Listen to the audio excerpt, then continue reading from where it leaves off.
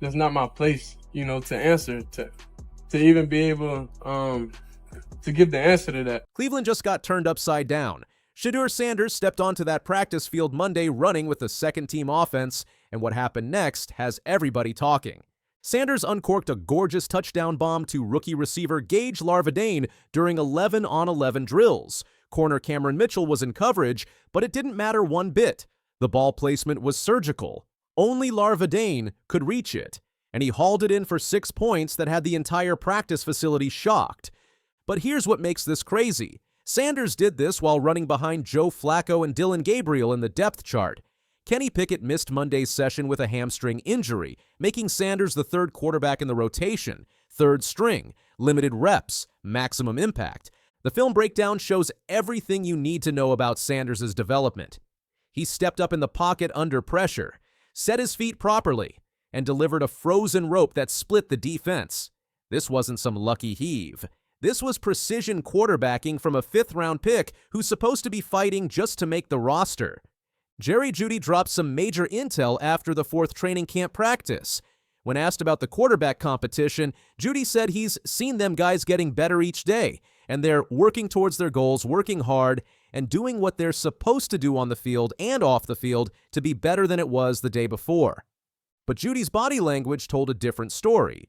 The Pro Bowl receiver has caught passes from all 4 quarterbacks during individual drills, but in team situations, he's only connected with 3 of them. Sanders is the only quarterback who hasn't thrown to Jeudy during first-team reps. That's about to change. The rep distribution reveals everything about Cleveland's internal evaluation. Through 4 practices, Dillon Gabriel leads with 12 team series. Joe Flacco has 9. Kenny Pickett managed 7 before his hamstring injury. Sanders sits at the bottom with limited opportunities, but he's maximizing every single one. Training camp statistics show Sanders going perfect 4 for 4 on one practice day. Another session had him at 5 for 8, while Gabriel went 4 for 8, Flacco 4 for 11, and Pickett 2 for 6. Sanders threw the only touchdown pass despite getting the fewest reps. Higher completion percentage than everyone else with minimal chances. Myles Garrett's involvement changes everything. After Friday's practice, Sanders stayed on the field working with center Brady Latham to fix some bad snap exchanges. Then Cleveland's $160 million franchise cornerstone walked over and started helping. Their all-pro pass rusher invested extra time after practice to support the rookie quarterback. Garrett's actions speak louder than any depth chart. This is the same player who demanded a trade in February because Cleveland was a non-contender. The same guy who got his massive extension in March with one clear message: I expect to get to the Super Bowl. When your franchise defensive star voluntarily helps the 5th-round quarterback, that sends shockwaves through the organization. GM Andrew Berry and head coach Kevin Stefanski were spotted closely observing Sanders during his latest training session reps. This wasn't casual watching. Both executives were locked in on every move, every throw, every decision Sanders made. That's the attention you only get when you're separating yourself from the pack. Offensive coordinator Tommy Rees was seen watching Sanders closely from the sideline during Monday's practice. Sanders isn't going through the motions. He's capitalizing on every rep, showcasing precision, vision, and playmaking ability that's leaving seasoned professionals impressed. The organizational context adds urgency to Sanders' situation. Cleveland's offense ranked 30th in scoring last season at 17.1 points per game. Their defense posted an elite 82.2 PFF grade, but the offense managed just 62.1, dead last in the league. Garrett can't carry that garbage again. Kenny Pickett's hamstring injury opens the door wider for Sanders and Gabriel to make statements. Pickett's $2.6 million guaranteed contract provided job security, but injuries change everything. Sanders has no better time to prove himself than right now. The timeline creates natural pressure. Cleveland's quarterback uncertainty won't exist in 2026 when elite prospects like Arch Manning enter the draft. If Sanders fails to capitalize on this opportunity, his NFL window could close quickly. The CFL's Toronto team holds his rights as a fallback option. Jeudy's assessment of the quarterback room reveals growing confidence in the group. There's more than enough time. Jeudy said about solving the quarterback question. This is only day 4, but we got 30 to 40 days left to the real season.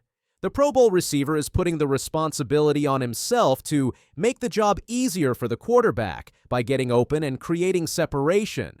Sanders' mental approach separates him from typical fifth-round picks. In recent interviews, he emphasized having a deeper level of understanding because he knows whenever I get my opportunity, I got to maximize it.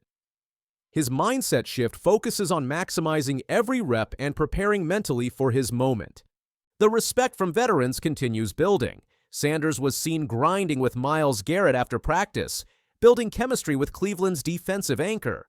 This wasn't just extra work. It was relationship building with a top-tier player who's become Sanders' biggest supporter in the locker room.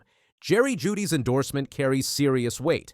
The receiver who set a franchise single-season record with 91 receptions and posted his first 1,000-yard season with 1,229 yards knows what it takes to succeed in Cleveland. When Jeudy talks about quarterbacks getting better each day, Sanders is included in that evaluation. Monday's touchdown bomb to Gage Larvadain represents more than one good throw. It's Sanders proving he can deliver under pressure while running with the second team. The ball placement was textbook, threading between coverage and landing perfectly in the receiver's hands.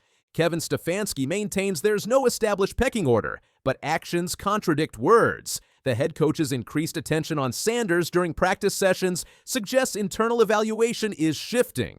Stefanski's unmistakable look of satisfaction while watching Sanders indicates growing confidence in the rookie's development. Cleveland's receiver corps needs reliable quarterback play. Deontay Johnson headlines a group that includes rookie Quinton Judkins, creating opportunities for a quarterback who can distribute the ball effectively. Sanders' precision on intermediate routes fits Stefanski's offensive philosophy. The Browns' 2025 season hinges on offensive improvement.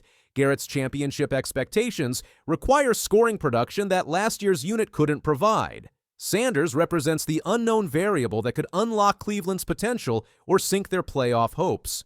Training camp injuries are accumulating, but Sanders remains healthy and ready. His durability through the rigorous practice schedule demonstrates the physical conditioning necessary for NFL success.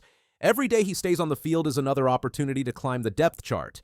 Tommy Rees keeps an open mind about all 4 quarterbacks taking the starting position, but financial considerations favor certain players. Flacco's expiring contract and Pickett's modest salary create roster flexibility, but performance trumps economics when playoff hopes are on the line.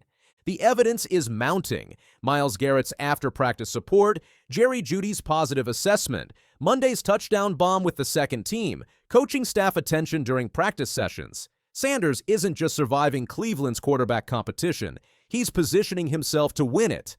This is the moment that separates pretenders from contenders. Sanders has 30 to 40 days until the regular season opener against Cincinnati. Every practice matters. Every rep counts. Every touchdown throw, like Monday's bomb, moves him closer to the starting job. Cleveland's championship window opens and closes with quarterback play. Sanders might be the key that unlocks everything. What's happening in Cleveland right now is absolutely wild. Myles Garrett just dropped a $160 million ultimatum on this entire organization. The dude demanded a trade in February because Cleveland was a non-contender. Then boom, March rolls around and he gets his bag. $160 million extension, $40 million per year. That makes him the highest paid non-quarterback in the entire NFL. But here's where it gets crazy. Garrett's training camp declaration was crystal clear. I expect to get to the Super Bowl. That's not just motivation, that's a warning shot to every single person in that locker room. And guess who just got thrown into this pressure cooker? 5th-round pick Shedeur Sanders. The numbers tell the whole story. Cleveland's defense, PFF grade of 82.2. That's elite level, straight up. But their offense, 62.1 PFF grade. That's the worst in the league. Dead last. These guys scored 17.1 points per game last season, 30th in the NFL. The defense can't carry that garbage again. Sanders isn't just fighting for playing time anymore, he's fighting for his NFL life. 4th-string quarterback behind Kenny Pickett, Joe Flacco, and Dillon Gabriel. Cleveland rarely carries 4 quarterbacks on their roster. If Sanders doesn't outperform Pickett's $2.6 million guaranteed contract, he's getting cut. Simple as that. But here's where things get interesting. Myles Garrett, the franchise cornerstone, the guy who just got paid more than anybody else on that defense, he's out there after practice helping Shedeur Sanders. Not Kevin Stefanski, not Andrew Berry, Myles Garrett. After throwing out the first pitch at a Texas Rangers game, Garrett told reporters exactly what he thinks about Sanders. He said, I think everyone was surprised to see him go to the 5th round, but he's come to camp and OTAs with a great attitude. He's a hardworking guy. He has a good head on his shoulders, and he's always positive, always optimistic, always keeps a smile on his face, and you like going to work with people who have that kind of attitude. That's not some throwaway comment. That's the highest paid defensive player in the league, co-signing a 5th-round rookie who most people thought would struggle to make the roster. Sanders went from projected 1st-round pick to 144th overall. After winning Big 12 Offensive Player of the Year honors at Colorado, scouts watched him fall down draft boards. When he finally got to Cleveland, they told him making the 53-man roster would be the greatest accomplishment of his life. Robert Griffin III offered a grim forecast for Sanders' NFL future. But Denzel Ward sees something different. Chad Johnson accidentally spilled the tea on Nightcap with Shannon Sharp. He said, I talked to Denzel Ward. Yep. I talked to some, but I can't say the name. But anyway, I done talked to some people. He looked different. There's a difference when that young bull is out there spinning that ball. You hear me? Mm-hmm. Difference. I'm talking about football. I ain't talking about no media and all that hoopla and all them, on Twitter, they putting up the numbers. Some he was 10 for 12 for 2 touchdowns. I'm talking about when he's at the helm, he looks different. Whether he's going with the 1st team, 2nd team, or 3rd team. It don't matter. I understand getting drafted in the 5th round. All that means nothing when it's time to play football and that whistle blows. He looks different than the rest of the competition. That's what I heard. Ward's assessment carries weight. Pro Bowl cornerback who goes against these quarterbacks every single day in practice. When he says Sanders looks different, that means something. The rep distribution tells its own story. Joe Flacco starts with the 1st team, Kenny Pickett gets the 2s, then Flacco with the 1s again, Pickett with the 2s again. Gabriel gets some 1st team work. Sanders, he's running with the 3s. Limited opportunities, but he's maximizing every single one. Training camp statistics show Sanders going perfect 4 for 4 on one day. Another practice session had Sanders at 5 for 8, while Gabriel went 4 for 8, Flacco 4 for 11, and Pickett 2 for 6. Sanders threw the only touchdown pass despite getting the fewest reps, higher completion percentage than everyone else with limited opportunities. The film breakdown reveals why Garrett and Ward are taking notice. Sanders demonstrated proper progression reads where Kenny Pickett, a 5th-year veteran, was staring down tight ends and throwing interceptions. Sanders showed he could step up in the pocket under internal pressure. He executed a backside dig route at the 3rd level, throwing over linebackers with velocity and precision. The technical aspects matter here. Sanders attacked the middle of the field, something Kevin Stefanski wants from his quarterbacks. He showed pocket awareness, drifting when necessary under internal pressure, then stepping up when the pocket formed. The ball placement was precise, throwing frozen ropes rather than arcing passes that give defenders time to react. When reporters asked Sanders about not getting 1st-team reps, his response showed maturity. I don't think that's not my place, to answer, to even be able to give the answer to that. I feel like it's not in my control. So I'm not even going to think about that or have that even in my thought process of why it is. Like, there's a lot of people that want to have the opportunity to be at this level, and I'm here, and I'm thankful to have the opportunity. So whenever that is, it is. But it doesn't make me feel down or it doesn't make me feel left out or anything because I know who I am as a person, I know who I am as an individual, and I know what I could bring to this team. So I can never feel less than, in any circumstance. That response directly contradicts the narrative that Sanders would be a distraction. Browns legend Joe Thomas told him to keep his mouth closed, but Sanders handled media questions with professionalism.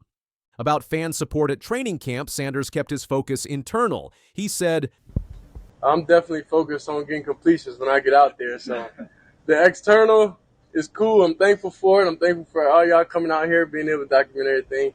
and doing what y'all got to do. But hey, when I get out there, I'm not thinking about it external. I'm thinking about more, in the organization, thinking about getting the play calls, executing my job, doing what I got to do. When asked about competing for the starting job, Sanders showed his competitive mindset. I don't think nobody in this organization is here if they're not trying to win. Honestly, I think, they're trying to win who gives out the best water and Gatorades out here. So it's definitely competition in everything in life. It's so many cameras out here. It's definitely competition with content, obviously, too. So I think everything in life boils down to competition. The organizational context adds pressure. Cleveland's 3-14 roster saw no significant talent infusion beyond draft picks. The receiver core is headlined by Deontay Johnson, who played for 3 teams in 2024, and rookie Quinshon Judkins. Analysts noted the absurdity of pairing a raw quarterback with a rookie receiver in Garrett's all-in season. Garrett's contract included a no-trade clause, but that's temporary. If the offense can't improve, his frustration could resurface by the trade deadline. Another losing season might revive his trade demands and trigger a full rebuild. The linebacker room took hits with retirements and departures. They lost a former Texas Longhorn to retirement and previously lost Jock, a dynamic outside linebacker who could rush the passer and play effectively off ball. They brought in Schweringer from UCLA, but he's a Sam or Will linebacker, not a Mike who calls plays for the defense.